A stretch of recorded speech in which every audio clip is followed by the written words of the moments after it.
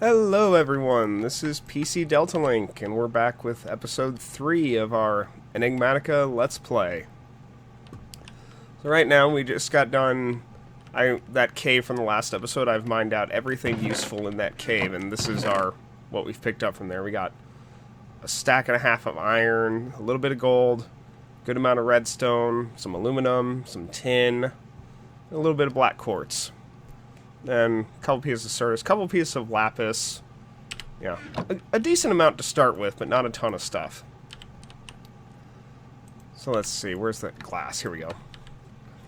Now, I had said that the Tinker's Smeltery needed lava in order to run. And we do have lava that we found in the basement down there. But in order to get that, we need a tank. We need a way to transport the lava back up here. So this portable tank from Thermal Expansion is one of the cheapest liquid holders that there is in this game currently. Yeah, this would be pretty decent too, but it doesn't hold quite as much. So I want this tank because it holds slightly more. So first we need a redstone servo, which is just an iron ingot with some redstone, and I'm missing the redstone. Hang on. Forgot I need that in my inventory here. Okay, so let's get the redstone servo, just like that. And then it's a copper ingot, 1 please, with glass. And there we have it. There's our portable tank. So we're going to take this downstairs to our lava pit, and I will be back with you momentarily. Oh, we need a bucket too. I forgot about that. So we need I need 1 more iron. I'm trying not to waste any more iron because we are going to be very shortly being able to have the ability to double our ore capacity. And there we go. So we'll get a bucket. Alright, now I'll be back with you momentarily. Okay, so here we are, back again. And you'll see, you might remember that big pit from the episode. See, we've dug... We kind of just went through the wall and just kind of dug a staircase down here. And there's a little bit of amethyst in the wall still but I don't really have a use for that right now, so I left it where it was. But anyway... So this is our lava source that we had found. We're going to put our tank down there. And then we're just going to start filling it up.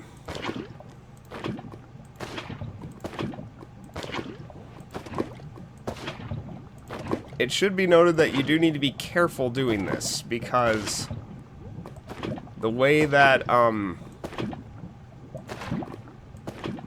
how this works, you know, you're only right-clicking the lava into the tank. If you happen to misclick and you don't right-click the tank while you're doing this, you'll literally pour lava all over yourself.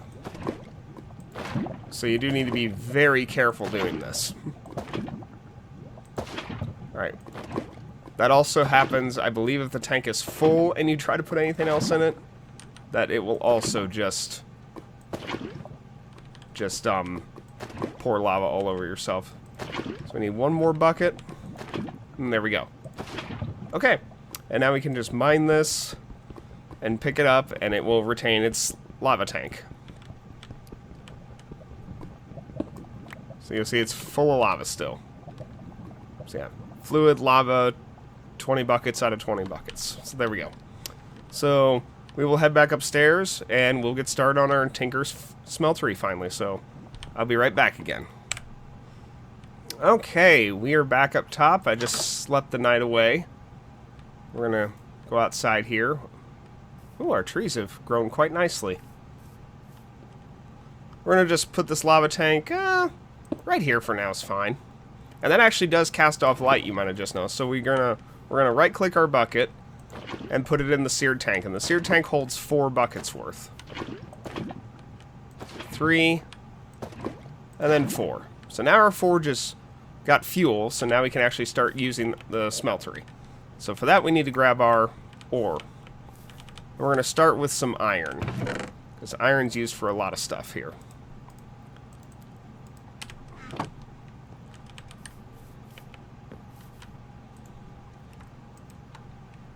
Now, you'll see the little gauge next to them slowly filling up. That's the process of melting them. You'll actually see the ore in the smeltery right here. Those are not physical blocks. You cannot walk on that, so do not try. You'll fall in the smeltery. And that will damage you because it's hot. So, yeah, don't try to walk on those.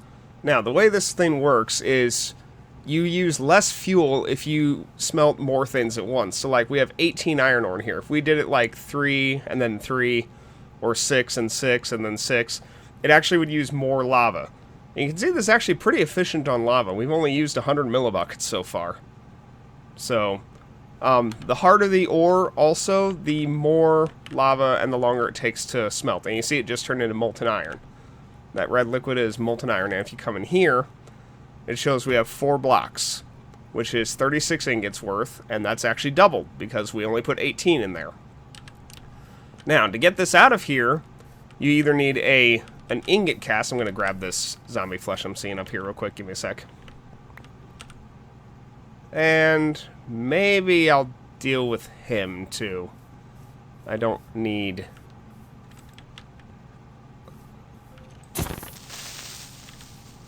I'm not sure what this liquid is, but it makes you float. So, there we go. Much better. Alright, sorry about that. Getting delayed by the local wildlife. Okay. Anyway, you either need an ingot mold, which we'll get into molds here shortly, or you need a casting basin, which we have here. So how this works is we just right-click this, and this pours molten iron into these basins, and this will harden into a block of iron. Also, I just realized I did not have my timer going, so I have no idea how long this episode's been going. So our time is going to be screwed up on this episode. Either it will be shorter than normal or longer.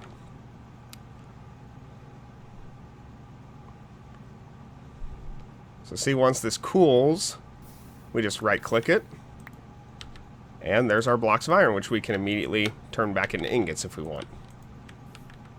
Now make sure when you do an operation to like pour stuff into here that you do have enough molten liquid to complete that operation. Because if not, it'll be partially filled, and until you fill it, you can't do anything with it. So, you don't want to do that. Always make sure you have enough to complete a metalwork before you start it. I hear sounds near me, and I don't like them. Yeah, there's skeletons nearby somewhere. Alright, so there's that.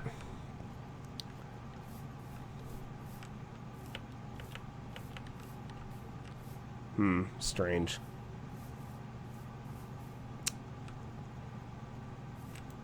So yeah, that's really all there is to just using this for basic ore doubling, getting stuff out and into it again. I'm going to go ahead and melt down a few more things, like some aluminum. And aluminum is very important, but we'll get into why that is shortly. We're also going to grab our copper. Now you see this copper and aluminum both should melt faster. Yeah, you see this heat gauge is going up faster. So these do not take as long to melt down as iron does. They're much quicker. Should be done in a second, actually.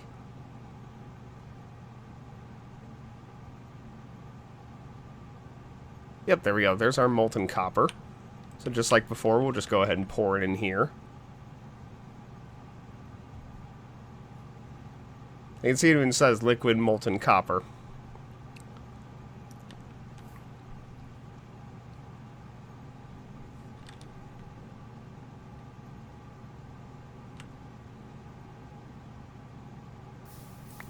Okay. Also, you notice it cools quicker than the iron does as well. It didn't take as long for those blocks to solidify this time around. Okay. We'll go and throw our aluminum. Aluminum melts super quick. Look at that go. It's just like almost instant and it's done.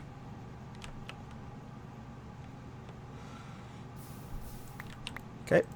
Now we'll pour our aluminum in here.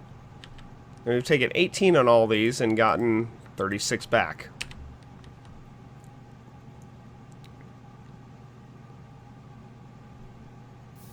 And see, these cool extremely fast.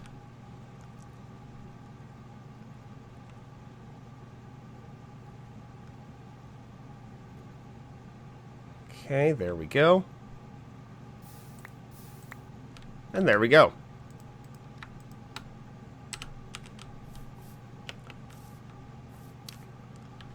So yeah, because I was a bit of an idiot and forgot to start a stopwatch before this episode, I'm probably going to go ahead and end this episode here, because I don't want to run over my time.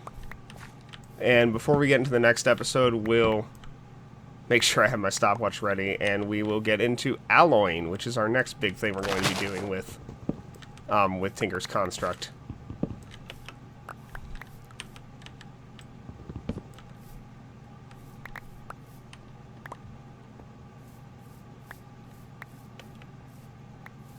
So yeah, I will see you guys next time. I'm sorry about the unusual episode length today that I screwed that up. That's totally my bad. So I'm still not used to doing this recording thing. This is still all fairly new for me.